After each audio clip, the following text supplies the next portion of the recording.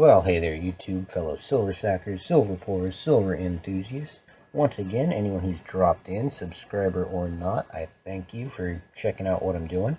We've got part 3 of wood pouring U.S. states, and today we're going to do Kansas and Missouri, which we've already done these two today, Iowa and Arkansas, but those are on parts 1 and 2 show that, but we will get some silver melted here. I've got probably 4.5 ounces ready to melt, which should at least get the first pour on either of these done.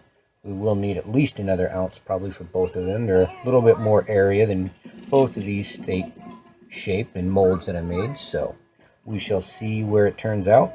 I will come back in a moment for the first pour on those. Okay, the silver is ready.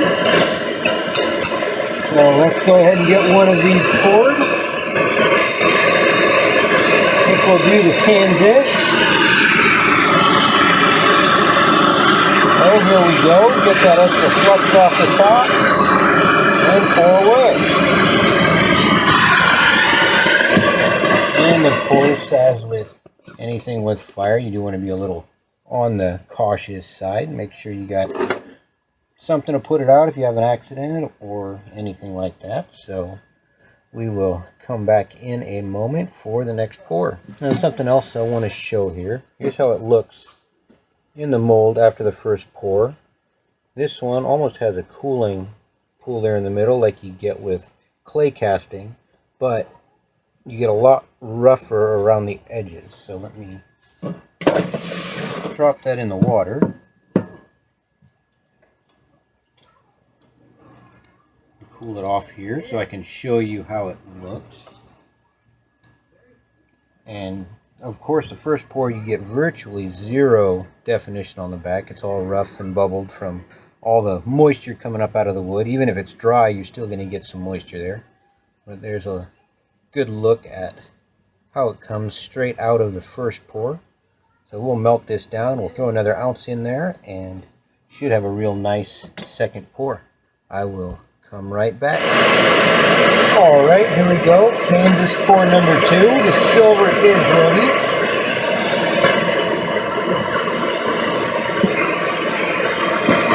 And like you've seen, usually you have to add an ounce every time because you get all the veining. So that makes it that much more that's got to go into the mold. So that's why I always add a little bit.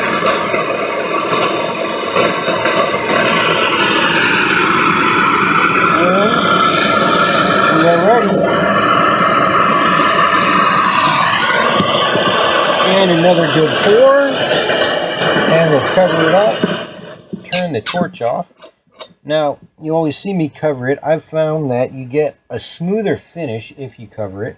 And I tend to like that smoother finish. It's a lot easier to polish, and it doesn't look as rough as if you just let the silver cool on its own without covering it, because it starts to flame up on the edges, so it keeps the edge hot, and it kind of makes it boil a little bit, and then it cools. Like I said, like you saw before, kind of like clay casting pours cool with that kind of crater in the middle, which isn't always bad. They do look good, but not for the effect I go for. But for what you go for, it may be good. So that's all up to how you want to pour and the look you're going for. But we will come right back, show you how this looks, and get on to the Missouri pour. Well, as you can see here, I'll kind of turn it, try and get the glare off. We got some bubble up on this one. Even though I had it covered, I think at first I didn't quite have it far enough this way.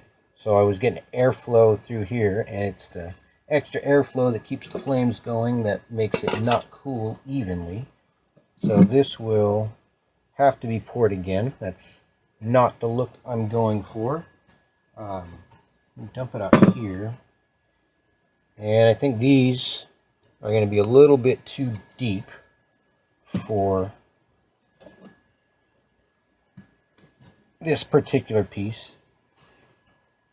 A little deeper than I want, because you don't want it so deep that it really starts getting real wild on the back. Sometimes you do if that's what somebody asks for, what you want, but for these I'm trying to go maybe not mild, but in between, kind of. Well, it was a great back on this one. Let me drop it in the water. Let it cool off there, and then I can handle it. Should be good now. Yeah. Dry it off real quick. But this one had real good lines here on the back, being that second pour. But, like I say, I got that bubbling there, so we'll have to redo this one. But we will move on to the Missouri and finish off this set for now. I'll come back another day, maybe tomorrow, and do this one over. I do have one more that was ordered. I need to do another Nebraska, so I think that might be tomorrow's pours. We'll at least get these done today and maybe see what time it is. Maybe do a couple more, maybe redo these, or this one, redo it and do the Nebraska, but depends on timing. So hold tight. I'll be right back for the first. Okay, here we go with the first Missouri pour. I don't expect, or I expect to need more silver for this, but let's see.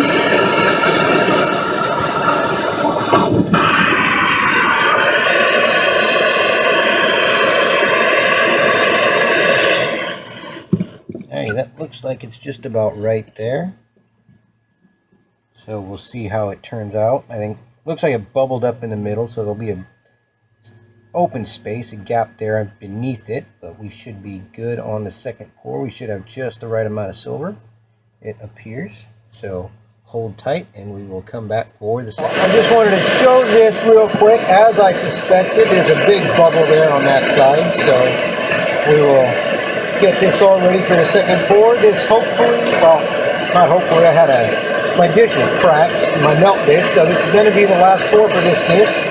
So hopefully everything goes well on this next pour. I will see you. Okay, it looks like the silver is ready. So I'll try and get this out before this dish completely fails on me.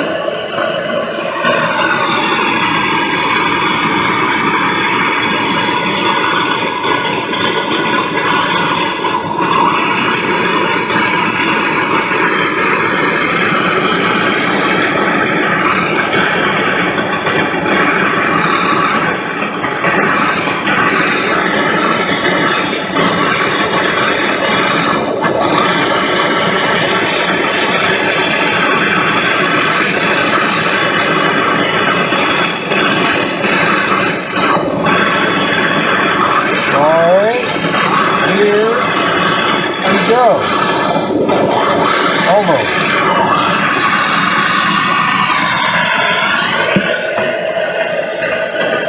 Okay, we'll get that covered, try and get the rest of the silver out of the dish here, and come right back.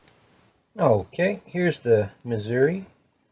Good definition here again, and this will all clean up nicely in the tumbler. That is the next step before final polish. A couple of these I can work on and polish, clean up and get these bubbles away, or stamp over the top so kind of pushes them down. Minimal bubbling on this one, so it's not too bad here. Would have liked none, of course, but it does still happen. So there's that one. I will come back in part 4 for the wrap up. So that's what we've got today. Thank you again for stopping by. Like, share, comment, subscribe. It's all greatly appreciated. And I will catch you next time. A.G. Enders signing off. Have a good night.